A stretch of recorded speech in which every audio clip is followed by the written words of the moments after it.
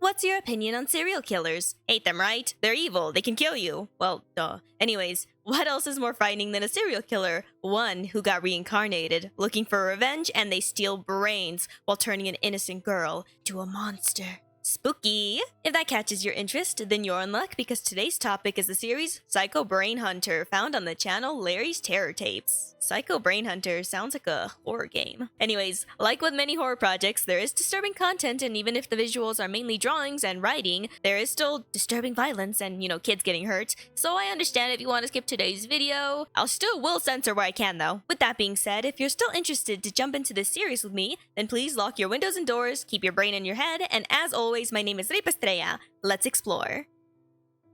Psycho Brainhunter, Analog Horror, Woods, Part 1.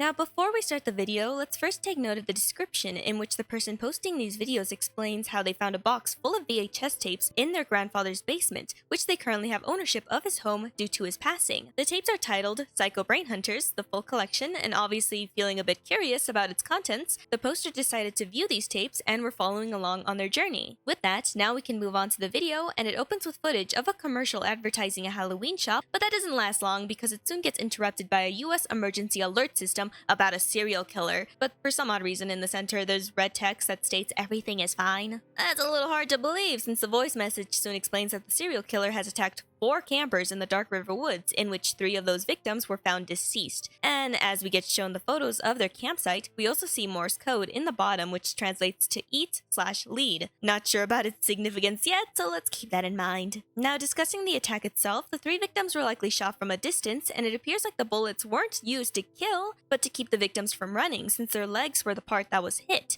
Another unusual discovery was that the skin on their heads were peeled back, and their skull was bashed in. This was likely done to take their brains out of their heads, which was the unsettling and strange part to this incident. Ew. Now, what happened to the 4th individual? She luckily survived the encounter, however, she's experiencing great trauma, which resulted in her wanting her name classified, but we're still going to be told her first-hand account. A detective named Rox was the one to interview the survivor on October 21st, 1999, and she tells him the night of the incident, her group of friends heard something in the distance, which made them all investigate outside with their flashlights since it was dark out, and once they left their cabins, that's when everything went wrong. Something they couldn't see started shooting at them and easily hit the group members except for the survivor, who got away, and it turns out she actually managed to catch a glimpse of the culprit. We then get shown an illustration of the culprit, and noticeably they have sharp fangs, messy hair, and dark eyes. Pretty monstrous. We then transition to the following day and see a view of a person sleeping in bed until unexpectedly a figure can be seen stalking them from their window before breaking inside, and that's when we can hear the person scream. Following after this, we see a missing poster for a girl named Holly Taylor, who's 13 years old and was last seen in Dark River Woods on October 22, 1999. By the way, to avoid confusion, this isn't the person who was just interrogated, not the survivor character, someone else. Anyways, we get told that she was snatched from her home when her parents were out,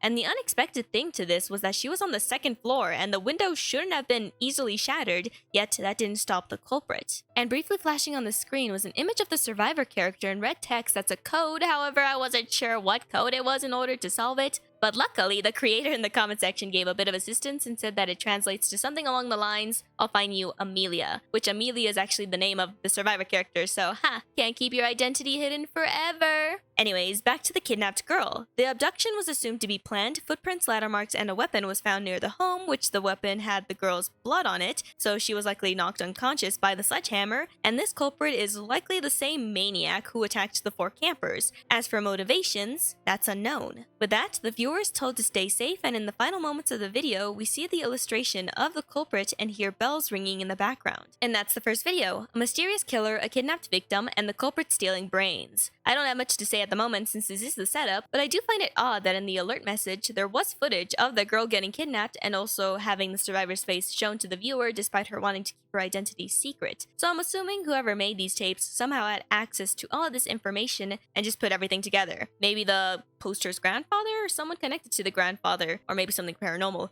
Ooh. Or I'm just looking too deep into it and it's just for the sake of showing more information to the viewers watching the series, which might be the likely case. With that, let's now move on to the next video. The Factory, Part 2. The video opens with the date October 22, 1999, the same day Holly was kidnapped, and we soon listen to a recording from Detective Rox. He was clearly frustrated with the case and the fact that the mysterious killer wasn't found yet, and it doesn't help that the woods are massive and that the sledgehammer has no fingerprints. So the only option is to wait for the killer's next move. With that, we transition away to a photo from February 12, 1940 during World War II, in which both of the soldiers in the photo died a year apart. Arthur Rox, whose death is unknown, and the other soldier with a redacted name who was tortured to death. And following after this, we see a cryptic message that reads as so. You don't get to die and be reborn the same. You come back, but you come back wrong. This is the price you pay for reincarnation. But some remember everything from their past life. We then get shown the photo from before, which then gets zoomed in on the soldier's face with the redacted name, and the sensor over their face suddenly gets removed to reveal the disturbing face underneath. Spooky. Okay, maybe I'm just being a little mean. Next up to more future events, we get told about an incident that involves a man named Joel, who is a manager of a factory called Alexander's Tools, which coincidentally is near the Dark River Woods, and he was found deceased in his office. To be more specific, a killer broke into the factory and caught Joel alone, and the killer is assumed to be the same culprit who murdered other innocent people in the same woods. An employee named Eric was the one to discover Joel's corpse, and he was left sitting on a chair almost as if someone put him there. As for his cause of death, it was blood loss from a large stab wound in his chest. But that's not all. His scalp was torn back and his skull was bashed in. And just like the three campers from before, his brain was missing too. This is clearly the signature of the mysterious killer, and as for additional information found in the factory, Joel's phone was found on the floor in the hallway. This is important because on his phone was a photo of the culprit, which gets shown to the viewer, and the killer is definitely creepy, but we should also take note of the fact that they're reaching towards the phone. This likely indicates that a fight happened between the two, and the bruises along with missing teeth from Joel's body was enough evidence of a fight. Regardless, other things that were noted was that the tools from the tool wall were missing, and there wasn't any CCTV footage due to the fact that the power in the building was turned off, likely because of the killer's influence. Additionally, it's believed that the killer feels joy catching their victims off guard, and as for why they only take their victims' brains, that's sadly still unknown. Speaking of the killer, we soon get shown their profile, and the name given to him is the Zombie of Maryland. He has a lazy eye, wears a zombie mask with a wig, and he also has a boiler suit on with gloves. That's all the information the authorities have, and with that, we get told to keep everything locked down and to call 911 if we encounter the killer. Then after this statement, suddenly we can hear the laughter of presumably the killer along with the sounds of bells before switching to the image of Holly, who's the missing girl from the previous video, but her image then switches to a disturbing illustration of her, along with text that says, "This is all your fault, mother and father. The horrible man has taken me away." In addition to that, we can hear the sounds of a girl crying in the background, along with harsh winds, before suddenly her neck snaps to the side and her illustration zooms closer to the screen, and we can hear a whispering voice saying, "Look at what he has done to me." Crazy! The video then concludes with corrupted audio and a brief glimpse of a black and white image of a building in the woods, I assume? With that, what can we take away from this video? Well, that sentence about reincarnation and coming back different and wrong was the main thing that stuck out to me. So for my initial theory, I believe the soldier with the redacted name who was tortured to death likely reincarnated with their memories and being tortured in their past life likely snapped something within them and made them a more twisted person in their next life, and now they're the killer we've been learning about. But that doesn't answer the question, why does he take brains? And we don't fully know why he took Holly either, but clearly something has happened to her because of him due to her illustration looking a little bit off. Specifically her limbs, like her feet and hands. Maybe that's a stylistic choice, but the final sentence saying, "Look at what he's done to me," seems to imply that something else also happened. Could be paranormal. Why am I always thinking paranormal? By the way, there was also Morse code in this video as well during the profile of the serial killer scene, and it translates to, "I'm the last face you'll ever remember, Joel. Remember that." So clearly this killer is a bit of a taunting evil little creep. Haha, let's now move on to the next video. The Creation, Part 3. Beginning with a warning, disturbing content will be appearing, so you have been advised. With that, we then get told that on the evening of October 24th, 1999, 2 days after Joel's incident, a girl named Sophia was found dead in a room, and a recorded video was discovered which captured events before her death. We're going to be shown that video, but it's edited to cut out the most violent parts, so you don't have to worry about seeing anything. So in the video, we see a view of a window and hear the voice of a girl trying to figure out how the recorder works when unexpectedly we see Holly poke her head into frame. In response, this made Sophia panic and yell at Holly to leave her alone, but Holly just responded by tapping the glass and cracking her head to the side. Sophia then threatens to call the police, which made Holly soon break inside, and from that point, we don't see what happens, but we can clearly hear Sophia screaming along with the sounds of fighting and squishy noises that could either be stabbing or bludgeoning. And once the attack was over, we hear Holly either crying or laughing with her disturbed, twisted voice. That was the end of the footage, and then we hear the sounds of crying along with seeing the image of Sophia again,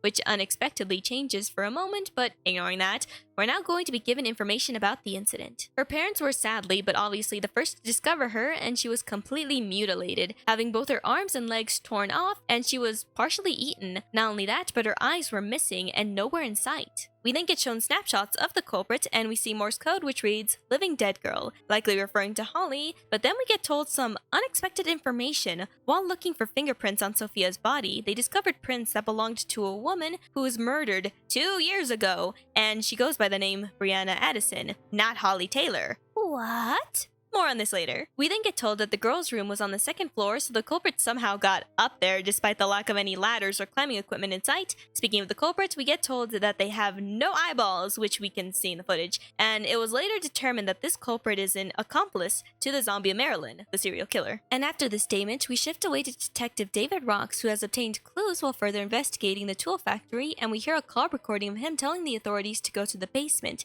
It turns out the basement was broken into, which was strange because in Joel's incident, the front entrance was where the killer broke into. So why is the basement window also broken? That's what Rocks wants to figure out, and he came up with a theory that the killer has an accomplice who was acting as lookout, making sure no one interferes with the killer's hunt. But again, that's just a theory from Rocks, and soon he leaves the basement due to the bad smell. And it's a theory from him, but he's right, so smart detective. Anyways, after this, we then get told that the culprit has 2 accomplices, presumably Holly and the other person who's a mystery at the moment. Additionally, we soon get shown the date October 22, 1999, and proceed on to see a squirming Holly, who's lying on a bed crying with no arms, and her scalp seems torn back, I think, or maybe, I don't know. In addition to that, text appears, which is likely coming from her, and it reads as so. "I couldn't feel my limbs or see due to the darkness. I tried to escape, but that psycho cut off my limbs to prevent me from escaping. He made me swallow some sort of pills, which is probably the reason I'm still alive. He's near. I can feel his presence." During this moment, Holly is noticeably panicking and her heart is racing, but eventually she stops moving once the man appears by her bedside, and the text continues reading. "I used to think the mask was his face, but I was wrong. That wig over his mask looks too real to be fake hair. He smells like something deceased. He took it off."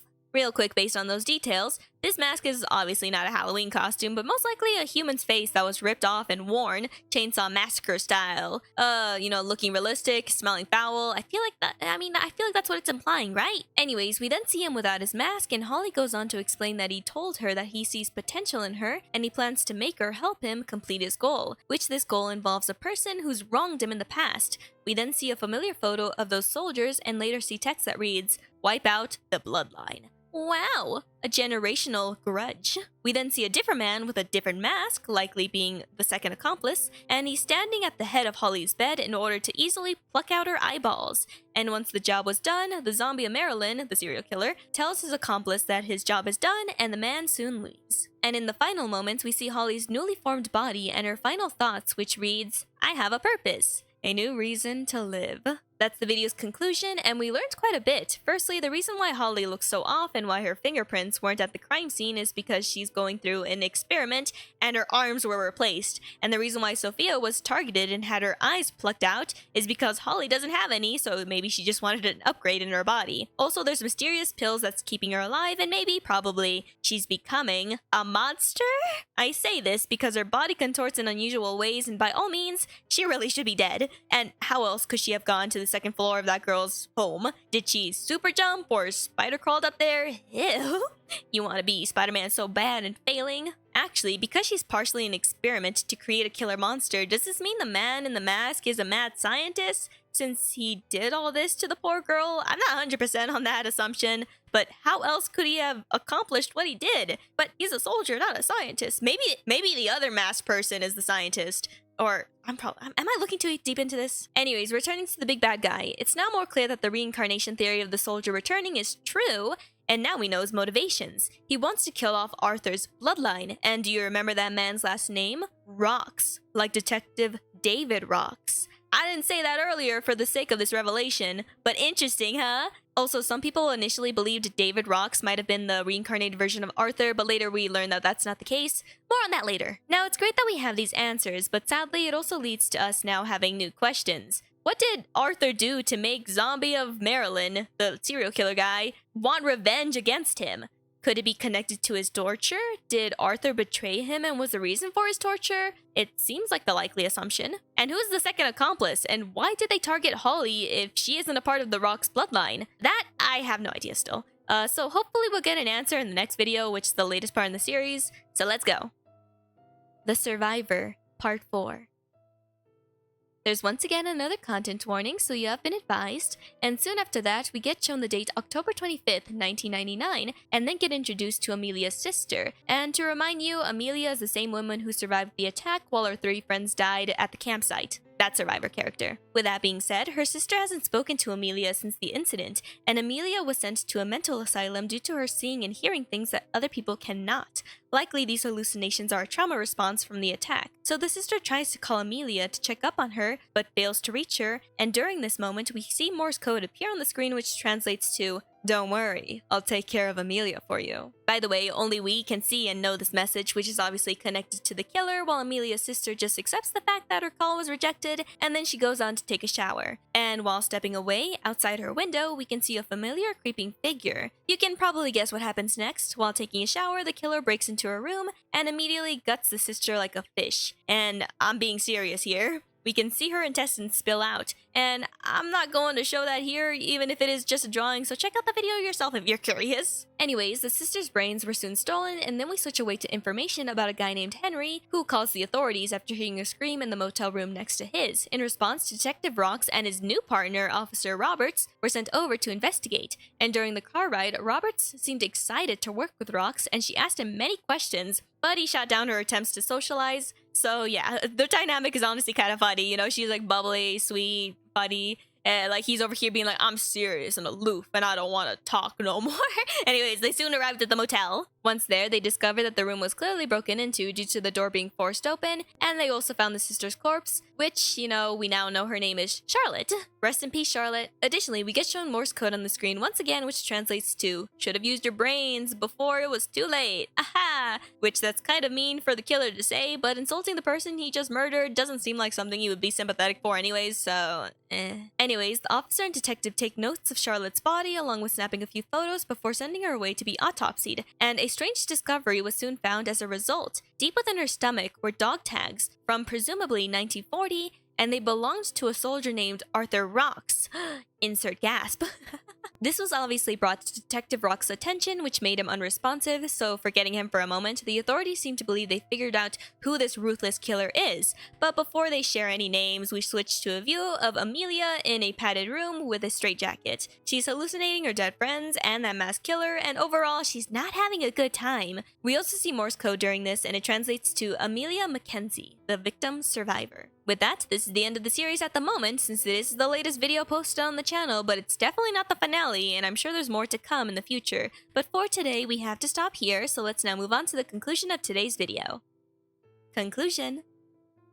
I would say the story is pretty easy to follow. During World War II, there was 2 soldiers, one of which has the last name Rocks, and presumably, he's responsible for causing his friend, the other soldier, to get tortured to death.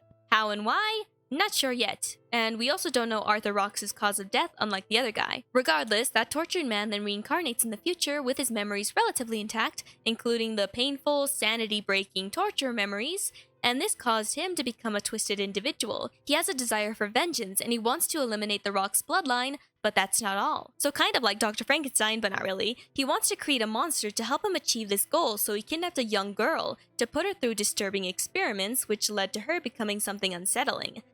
Now, why Holly? Why was this little girl taken in particular if she isn't a part of the Rock's bloodline? No clue. Maybe the serial killer once knew someone who shared a similar face to Holly, and now he wants to keep her? Or, well, he said that she has potential, so maybe she was just the better option to choose?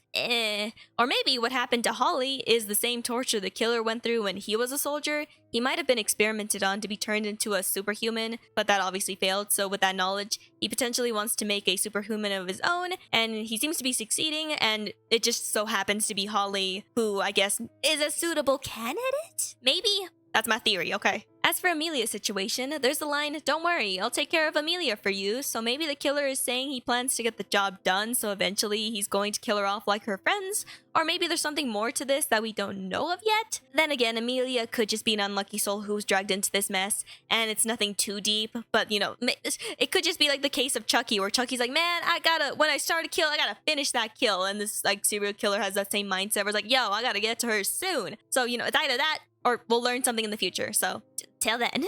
Anyways, there's also the question, why is the killer taking people's brains? Maybe to do transplant experiments? Look, at the moment, we only know bits and pieces of the past rather than the full picture, so we just have to wait and see, as I said before. The only other guess I have is that these brains are offerings, like in exchange for getting reincarnated, the killer made a deal with this thing that brought him back to life, and it wants human brains in exchange. I say this because of the comments the creator left, which they confirmed something did indeed trigger the reincarnation for that guy, and it will be revealed later on, so that's fun. Additionally, the creator states that David Rocks isn't Arthur Rocks reincarnated, but instead he's just his grandson. So that's all. Nothing else.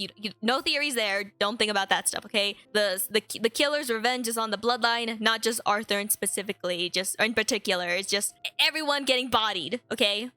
So yeah, this is the Psycho Brainhunter series created by LarrysTerrorTapes. Links are in the description if you want to check them out or if you want to keep up to date with the series. As for my opinion, I actually find myself feeling a little curious to see what happens next because I'm a sucker for reincarnation stories. What will Detective Rocks do next, and can Holly be saved, or is she too far gone? Can the killer be reasoned with, or will his bloodlust be too strong? Only time can tell. With that, since you made it this far in the video, I hope that means you enjoyed, so please don't forget to like, subscribe to the funny little notification thing, maybe follow my other social medias, leave a comment, and I better not catch you dying on me. Goodbye!